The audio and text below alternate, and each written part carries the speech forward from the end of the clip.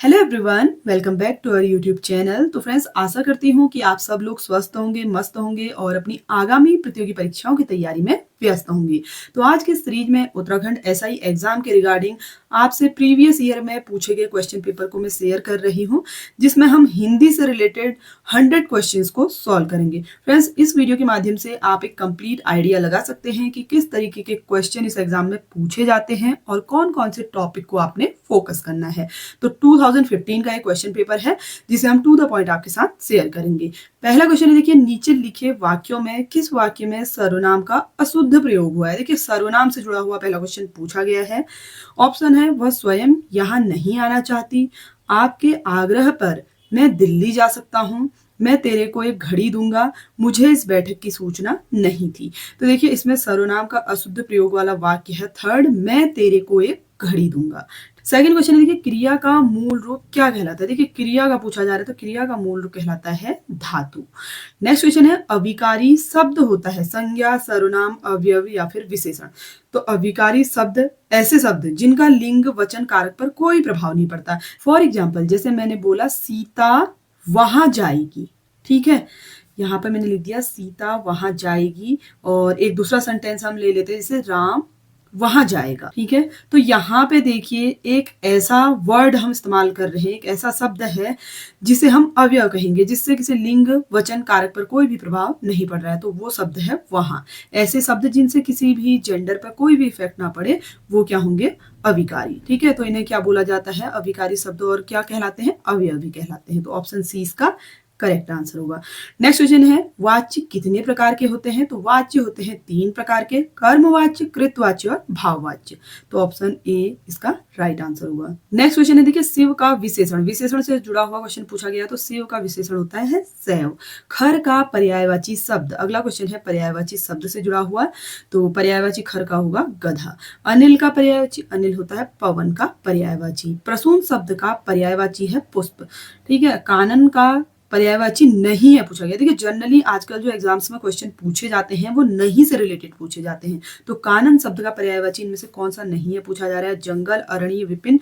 तो ये सब तो कानन यानी कि जंगल के पर्यायवाची हैं। तो इसमें राइट आंसर होगा ऑप्शन 4 वाला, इनमें से कोई नहीं। अगला क्वेश्चन है, देखिए नियति शब्द का समानार्थी शब्द है। तो नियति का होता है भाग्य। अर्थ का विलोम होगा इति। दक्षिण का विलोम पूछा गया है, दक्षिण का होगा वाम। शोषक शब्द का विपरार्थक शब्द चुनिए, तो शोषक का होगा पोषक। अगला क्वेश्चन भी देखिए विलोम शब्द से ही रिलेटेड है। 4 विकल्प दिए गए हैं, सही विलोम शब्द का चयन करना है। तो हर्ष का विलोम हो जाएगा विषाद। नेक्स्ट क्वेश्चन है, सूक्ष्म शब्द का विलोम है। तो सूक्ष्म का विलोम होता है स्थूल। 16 से लेकर 21 तक के वाक्यों के लिए एक शब्द का चयन करना है, यानी कि शब्द समूह के लिए एक शब्द का प्रयोग करें। तो पहला क्वेश्चन है, जो पहले कभी ना हुआ हो, तो उसके लिए हम प्रयोग करेंगे अभूतपूर्व। जो सब कुछ जानता हो उसे बोला जाता है सर्वज्ञ। जिसकी गर्दन सुंदर हो उसके लिए हम प्रयोग करते हैं सुग्रीव। नेक्स्ट है, बिना घर का, तो इसे बोला जाता है अनिकेत। जिसे बुलाया न गया हो इसे बोला जाएगा अनाहूत। जो आंखों के सामने न हो तो इसे बोला जाता है परोक्ष। तो देखिए फ्रेंड्स, इस टॉपिक के रिगार्डिंग आपसे टोटल 6 क्वेश्चन पूछे गए हैं, ठीक है। तो इंपॉर्टेंट टॉपिक है, आपको इसको अच्छी तरीके से प्रिपेयर करना होगा। देखिए 22 से लेके 26 तक के जो क्वेश्चन हैं वो शुद्ध वाक्य छांटने से रिलेटेड है, ठीक है। 5 क्वेश्चन आपसे इस टॉपिक के रिगार्डिंग भी पूछे गए हैं। तो पहला है, फल बच्चे को काट कर खिलाओ, बच्चे को काट कर फल खिलाओ, बच्चे को फल काट कर खिलाओ, काट कर फल बच्चे को खिलाओ। तो इसमें शुद्ध वाक्य होगा, बच्चे को फल काट कर खिलाओ। नेक्स्ट है, बैल और बकरी घास चरती हैं, बैल और बकरी घास चरते हैं, बैल और बकरी घास चरता है, बैल और बकरी घास चरती हैं। तो देखिए इसमें शुद्ध वाक्य कौन सा होगा, बैल और बकरी घास चरते हैं, ठीक है। ऑप्शन बी इसका राइट आंसर होगा। नेक्स्ट है, रामचरितमानस एक धार्मिक ग्रंथ है। तो देखिए इसमें पहला ही सेंटेंस राइट है, क्योंकि रामचरितमानस एक साथ लिखा जाता है, न कि अलग अलग, ठीक है। तो पहला वाला क्या हो जाएगा, राइट। थर्ड है, देखिए इसमें से आपको शुद्ध वाक्य का चयन करना है। तो इसमें शुद्ध वाक्य होगा, आज का अवकाश देने की कृपा करें। अगला है, देखिए भारत में अनेक जाति हैं, भारत में अनेकों जाति हैं, भारत में अनेक जातियां हैं। तो देखिए थर्ड वाला ही इसका राइट आंसर होगा, भारत में अनेक जातियां हैं, ठीक है, क्योंकि जातियां क्या है, बहुत ज्यादा है, तो उसके लिए हम यहाँ पे जातीय प्रयुक्त करेंगे। अगला क्वेश्चन है कारक से रिलेटेड। रमा विद्यालय से घर आती है में कारक है, देखिए विद्यालय से, यहाँ पे से का प्रयोग हुआ है, तो इसमें अपादान कारक का प्रयोग किया गया है। नेक्स्ट क्वेश्चन है, देखिए शिल्पगत आधार पर दोहे का उल्टा छंद है सोरठा, ठीक है, ऑप्शन सी इसका राइट आंसर होगा। चौपाई के प्रत्येक चरण में कितनी मात्राएं होती हैं, तो इसमें होती है 16 मात्राएं। छंद कितने प्रकार के होते हैं, छंद होते हैं 3 प्रकार के। अगला क्वेश्चन है, देखिए छंद से रिलेटेड, आपको यहाँ पे पंक्तियां दी गई हैं, आपसे पूछा जा रहा है इसमें कौन सा छंद है, तो ये है सोरठा।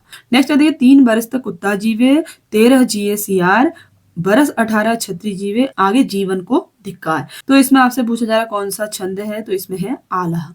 नेक्स्ट है, सुन सी सत्य असीस हमारी, पूजे ही मनो कामना तुम्हारी, पंक्तियों में कौन सा छंद है, तो ये क्या है, चौपाई। नेक्स्ट है, रहमन पानी राखिए बिन पानी सब सून, पानी गए न उबरे मोती मानुष चून, तो इसमें दोहे का प्रयोग किया गया है। 35 से 40 तक प्रस्तुत पंक्तियों में सही अलंकार का चयन कीजिए। देखिए 5 नंबर का आपसे अलंकार से जुड़े हुए क्वेश्चन पूछे गए हैं।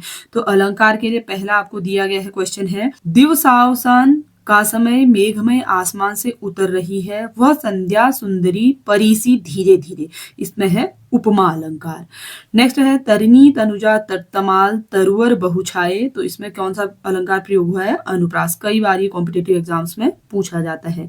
अब अली रही गुलाब में अपत कटीली डार, ठीक है, तो कुछ क्वेश्चन ऐसे हैं ना जो बार बार रिपीट भी होते हैं, तो आप लोग क्वेश्चन को अच्छी तरीके से प्रिपेयर जरूर करें, ठीक है। तो यहाँ पे कौन सा अलंकार प्रयोग हुआ है पूछा गया है, तो इसमें है अनियोक्ति अलंकार। क्वेश्चन नंबर 38 है, पट पीत मानहु तड़ित रुचि सुचि, नैमि जनक सुतावरम, तो इसमें उत्प्रेक्षा अलंकार का प्रयोग किया गया है। राम सो राम सिया सो सिया, तो इसमें है अनन्वय। बिनु पग चले सुने बिनु काना, कर बिनु कर्म करे विधि नाना, तो इसमें है विभावना अलंकार। इसके बाद देखिए जो आगे के क्वेश्चन है 6 से 7 नंबर के आपके हिंदी व्याकरण के पहले चैप्टर के रिगार्डिंग पूछे गए हैं, ठीक है, जिसमें बोलियां भाषा से जुड़े हुए क्वेश्चन होंगे। तो अधोलिखित में कौन पश्चिमी हिंदी की बोली नहीं है, देखिए पश्चिमी हिंदी की बोली नहीं है पूछा जा रहा है, तो बघेली नहीं है, ठीक है। क्वेश्चन नंबर 42 है, हिंदी भाषा के विकास का सही अनुक्रम है, पाली प्रकृत अपभ्रंश फिर हिंदी। नेक्स्ट क्वेश्चन है, हिंदी दिवस मनाया जाता है, तो हिंदी दिवस मनाया जाता है 14 सितंबर को। इसके अलावा कई बार एग्जाम में पूछा जाता है विश्व हिंदी दिवस कब मनाया जाता है, तो वो 10 जनवरी को सेलिब्रेट किया जाता है, तो इस पॉइंट को भी आप लोग ध्यान जरूर रखें। हिंदी भाषा की लिपि है, तो हिंदी की है देवनागरी लिपि। क्वेश्चन नंबर 45 है, निम्नलिखित में कौन सी मानक भाषा नहीं है, तो अवधी एक मानक भाषा नहीं है। हिंदी शब्द की व्युत्पत्ति किससे हुई है, सिंधु से हुई है। देवनागरी लिपि का विकास किससे हुआ है, ब्राह्मी लिपि से। हिंदी है हम वतन है, हिंदोसिता हमारा, पंक्ति में हिंदी का क्या अर्थ है, भारतवासी से है। क्वेश्चन नंबर 49 दिया गया है, देवनागरी लिपि किस प्रकार की लिपि है, तो ये एक अक्षरात्मक लिपि है।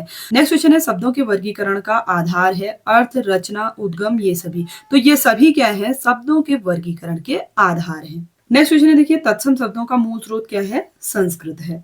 क्वेश्चन नंबर 52 है, देखिए भाषा की सबसे छोटी इकाई होती है, भाषा की सबसे छोटी इकाई वर्ण है। ज्ञ वर्ण किन वर्णों के संयोग से बना है, तो जौ और यौ के संयोग से बना है। देखिए जौ और यौ में भी आपको ध्यान रखना है, जौ में हलंत है नीचे, ठीक है, जौ प्लस यौ के संयोग से ज्ञ बना है। नेक्स्ट क्वेश्चन है, निम्न में संयुक्त व्यंजन कौन सा है, तो संयुक्त व्यंजन हिंदी में है टोटल 4, छ, त्र, ज्ञ, स्र, ठीक है, ये चारों क्या है, संयुक्त व्यंजन है, तो इसमें ज्ञ क्या होगा, संयुक्त व्यंजन होगा। नेक्स्ट क्वेश्चन है, निम्नलिखित में कौन सा स्वर नहीं है, तो बहुत ही सिंपल क्वेश्चन है, य क्या होगा, व्यंजन। देखिए शुद्ध वर्तनी से रिलेटेड भी 4 से 5 क्वेश्चन पूछे गए हैं, तो देखिए इसमें आपको बताना है कि कौन सा शुद्ध वर्तनी है। इसमें है दीर्घायु, इस तरीके से लिखा जाएगा, और दूसरे में श्रृंगार, इस तरीके से लिखा जाएगा। अगला है देखिए उज्ज्वल, कई बार पूछा जाता है उज्ज्वल में, देखिए दोनों ही जौ हमेशा आधे होते हैं, ये पॉइंट आप लोग याद रखिएगा क्योंकि ये कई बार एग्जाम में पूछा जाता है। नेक्स्ट है देखिए अंतः साक्ष्य किस तरीके से लिखा जाता है, तो ऑप्शन सी की तरह लिखा जाएगा। नेक्स्ट क्वेश्चन है, 2 वर्णों के मेल से होने वाला विकार, यहाँ पे विकार कह रहा है, ठीक है, जब विकार होता है तो वो संधि कहलाता है। संधि के प्रकार होते हैं 3। नेक्स्ट क्वेश्चन है, राकेश का सही संधि विच्छेद है राका धन ईस, ठीक है, यहाँ से ए की मात्रा बनेगी आ प्लस ई से, इसीलिए राका धन ईस होगा। भानुदय में प्रयुक्त कौन सी संधि है, तो देखिए उ प्लस उ मिलके बनेगा दीर्घ संधि, ठीक है, तो यहाँ पर हो जाएगा option B right answer. Next question है अति धन आचार संधि विच्छेद है, किसका संधि विच्छेद है पूछा जा रहा है, तो अत्याचार का है। अ प्लस ई, ए स्वर संधि के भेद को व्यक्त करता है, तो ये गुण संधि को व्यक्त करता है। अगला क्वेश्चन भी देखिए संधि विच्छेद से ही रिलेटेड है। प्रत्युत्तर का सही संधि विच्छेद होगा प्रतिधन उत्तर। इसके बाद देखिए आगे के 4 से 5 क्वेश्चन है समास से रिलेटेड, ठीक है। कर्मधारय समास किस में है पूछा जा रहा है, तो राइट आंसर होगा नीलोत्पल में। चतुरानन में कौन सा समास है, तो इसमें बहुव्रीहि समास है। बहुव्रीहि समास का सही उदाहरण है पंचानन। अगला क्वेश्चन है चौराहा में कौन सा समास है, तो इसमें द्विगु समास है। भाई बहन में कौन सा समास प्रयोग हुआ है पूछा जा रहा है, तो भाई बहन में है द्वंद्व समास। ऑप्शन इसका करेक्ट आंसर होगा।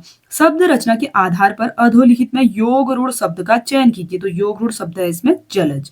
नेक्स्ट क्वेश्चन है देशज शब्द कौन सा नहीं है, तो देशज शब्द इनमें से पुष्कर नहीं होगा। अधोलिखित में रूढ़ शब्द कौन सा नहीं है, वैभव। मोस्टली क्वेश्चन में आपको नहीं से रिलेटेड क्वेश्चन देखने को मिल रहे होंगे, ठीक है। तो आप लोग जब क्वेश्चन को प्रिपेयर करें, जो भी टॉपिक आप लोग पढ़ रहे हैं उनको अच्छी तरीके से प्रिपेयर करें ताकि बाद में आपको कोई भी प्रॉब्लम ना आए। अगला क्वेश्चन है कारक से रिलेटेड। चारपाई पर भाई साहब बैठे हैं, इस वाक्य में चारपाई किस कारक में है, तो अधिकरण में है। अगला क्वेश्चन है कवि का स्त्रीलिंग होगा कवियित्री। कई बार आपके शुद्ध शब्द में भी इसको पूछा जाता है, तो ध्यान रखें कवियित्री इस तरीके से ही लिखा भी जाता है।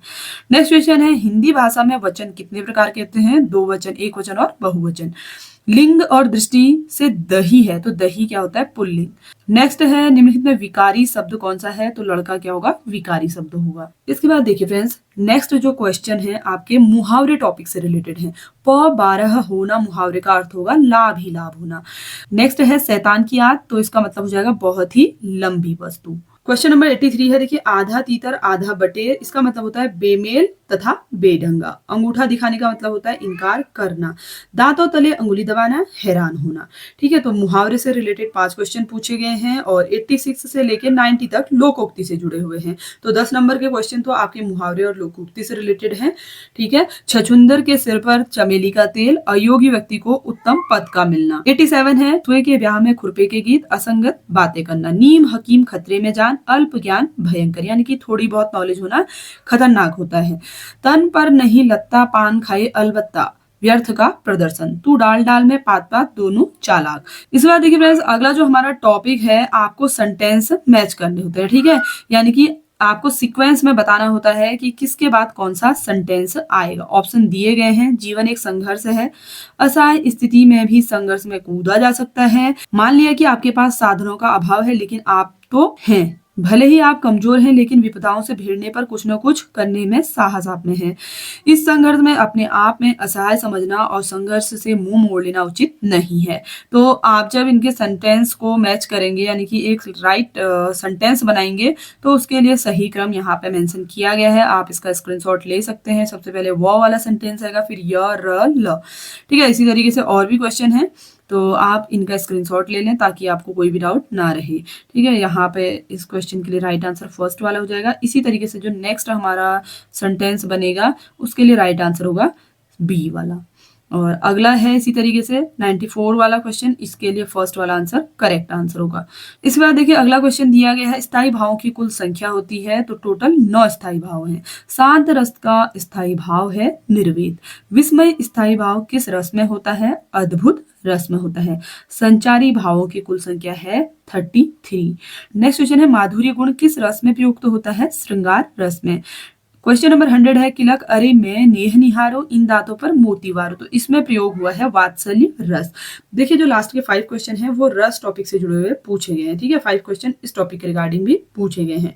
तो आप लोगों को क्लियर हो चुका होगा किस टॉपिक को आपको कितना फोकस करना है, किसके रिगार्डिंग कितने क्वेश्चन पूछे जाते हैं। आई होप कि फ्रेंड्स आप सभी के लिए ये वीडियो हेल्पफुल और नॉलेजेबल रहा होगा। इसी तरीके के और पेपर के सॉल्यूशन के लिए आप चैनल को सब्सक्राइब जरूर कर लें और वीडियो अगर आपको हेल्पफुल लगा हो तो प्लीज वीडियो को लाइक भी जरूर करें। Thanks for watching.